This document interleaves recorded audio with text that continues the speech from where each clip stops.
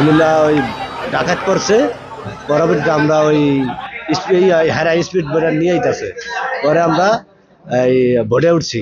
ভোটে উঠা আমরা যেমন ভোট আগ্রহ করে দিছি, পরে ওরা গুলি মারছে আমাকে। আমাদের ওই এখানে রাজার চর আর রাজার হাট, ওখানে ওই যে বালুর বোর্ড, বালুর বোর্ডে হলো আপনার হয়েছে ওই যে ওরা 8 জন লোক গান বোর্ড নিয়ে, পরে মনে করেন যে ওরা ডাকাতি করতেছে বোর্ড।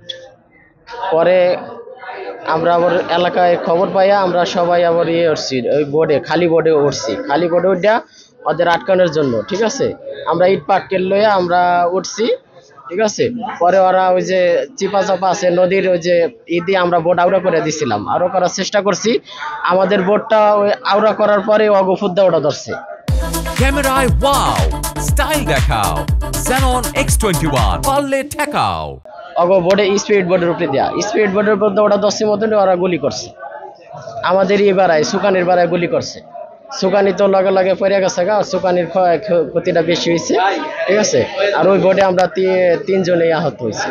গুলিবিদ্ধ অবস্থায় আমরা 5 জন রোগী হাসপাতালে পেয়েছি, তাদেরকে প্রাথমিক চিকিৎসা দেওয়া ভর্তি করা হয়েছে এবং একজনের অবস্থা আশঙ্কাজনক বিধায় তাকে ঢাকা মেডিকেল কলেজে নেওয়ার জন্য বলা হয়েছে।